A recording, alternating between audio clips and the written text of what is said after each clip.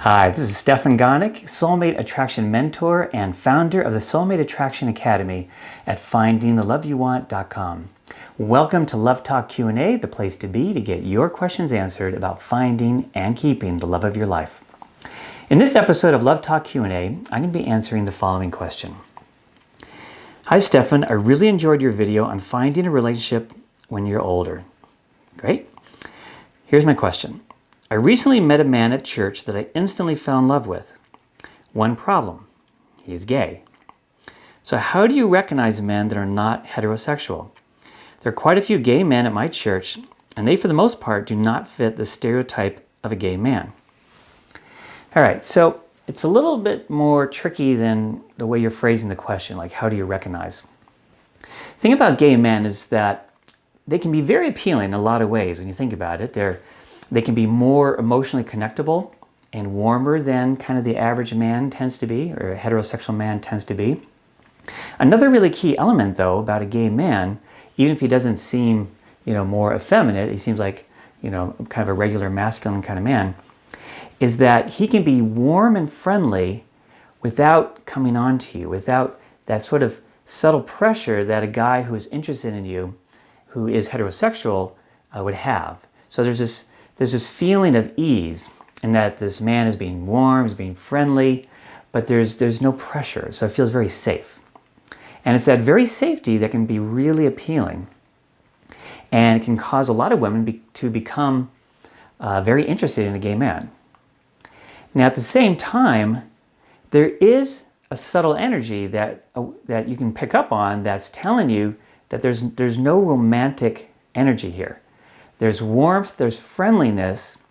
There's even a desire to be close in a certain way, but it's a friend kind of closeness rather than romantic energy.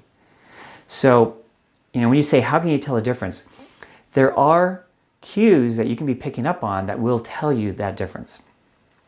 So, one of the things I would say, though, is if this happens to you once, this can happen to anybody, and I wouldn't worry about it. If you find, however, this is happening to you over and over again, twice, and absolutely if this happens 3 times or more, then this represents a pattern that you have, that there's a part of you that is specifically drawn to these gay men. And it's not a matter that, I just don't know how to tell the difference. You are selectively picking them, right? So there's a part of you that's very much telling the difference, and you're gravitating towards those men. So, why would that be happening? Well, I think a big reason why that would happen is exactly the safety issue. There's a sense of no pressure.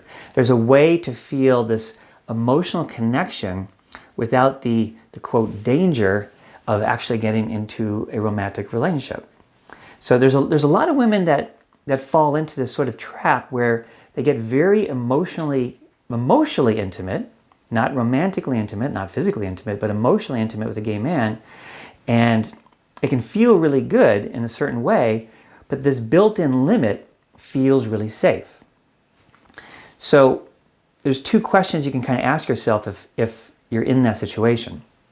One is it about safety for you? If you got hurt a lot in the past, if you're having fears around intimacy, then you could be very much subconsciously drawn to a safe man. A man who's never going to put pressure on you. He's never going to try and, get romantic with you. And it kind of it satisfies some of your emotional needs for closeness, but it's not the whole package, and it keeps you in a situation where you're safe and maybe even not available to a straight man who might be really interested in you. Because it kind of takes you out of the market in a way. Like your heart is occupied by your emotional connection with this gay man. That's sort of one example of how we can keep ourselves safe sometimes subconsciously without realizing it.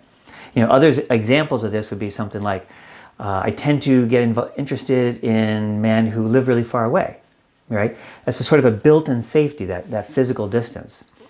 Or I might get very attached and involved with men who are married. Again, that'd be a way of maintaining safety by being in a situation with a built-in limit. So being emotionally attached to a gay man is having that built-in limit that keeps things feeling safe. Now, it doesn't keep things feeling very satisfying, right? It's not the full package. It's not, being with somebody that you're in love with and they're in love with you and you're thrilled to be together. But if safety is a big issue for you, if trust is an issue, you like, safety and trust, like afraid of getting hurt again, things like that, this allows you to have some of what you get out of a romantic relationship without having the whole thing in a way that feels very safe. I would say that's probably the biggest, most likely factor in this situation that you can kind of be questioning yourself about. But you can very much, if you find yourself being consistently attracted to gay men, then it's very clear that you're picking up on the cues that they are gay. Otherwise, it wouldn't keep happening. So just like you can pick up on the cues that they're gay to be attracted to them, you can also, subconsciously, you can also consciously pick up on those cues and go, oh yeah, wonderful, warm guy, but I'm not picking up any romantic energy, which in the past is why I felt safe, but I'm also realizing that nothing could ever happen here. Especially, you described as falling in love with. That's a very strong experience. And when you think about it, how likely is it to really fall in love with a man who's not returning that towards you, that who is gay, unless there's a reason for it subconsciously. So, that's what I would invite you to look at if you find that you have a pattern of being attracted to gay men. It is something that you can identify, you can become conscious of the cues. And if you address the issue of safety, so if you identify that, yeah, it is an issue of safety for me, maybe I'm afraid of getting hurt again, or things like that, then if you address that, you might use EFT, the technique I use, or whatever approach you use, to get clear about what the issues of safety are. So I keep saying, I'm afraid to get hurt again. That's just one possibility. So just sort of ask yourself, in what way does getting into a full-on relationship feel dangerous, right? And lots of times it won't immediately come to you because there's a part of us that just says, well, of course I would love to get involved, in a full-on romantic relationship with a great guy. And yet, if your behavior says something else, that means there's a subconscious part of you that may be afraid of it, finds it dangerous in some way. And you want to sort of look for that part. So one way you can do this is imagine some incredible straight man who has everything you're looking for, who's standing in front of you, like 3 feet in front of you, and just imagine he's standing there with a big smile on his face, and then notice your reaction. And you might have a mixed reaction. Part of you might go, yay! But there might be another part of you that all of a sudden, all these fears come up, and you want to get clear about what those are and write them all down. And particularly look for ones around danger, sense of unsafety, trust issues, betrayal issues, abandonment, engulfment, things like that. Look for things where a relationship would feel dangerous in some way. Those are the things you're going to want to clear, and then you'll find you probably will stop being attracted to gay men anyway. You won't even have to work at it, going, oh yeah, I'm spotty, I'm picking up on the cues, and that man who's really appealing, yeah, he's gay. I can feel the lack of romantic energy. So, okay, I'm going to stay away from him. You can do that in the beginning, but if you address whatever your fears are around relationships feeling unsafe or dangerous, you'll probably find that you'll stop being attracted to gay men. It just won't be an issue anymore. So anyway, I hope that was helpful. And, there's many things that feel like they can get in the way of finding the ultimate love that we want. But I'm really here to say that it is totally possible to uncover what these are, to clear them out using EFT the way I do it, or like I say, any other method. I just like EFT because it's the fastest method I know of, so that you can finally have the amazing, lasting love that you've always longed for. So I'll catch you on the next episode of Love Talk Q&A. Did you like this video? If so, click on the like button below, subscribe to this channel, and spread the love to your friends. And if you have questions about your love life, please submit them in the comments below, and your question just might appear in an upcoming episode of Love Talk Q&A.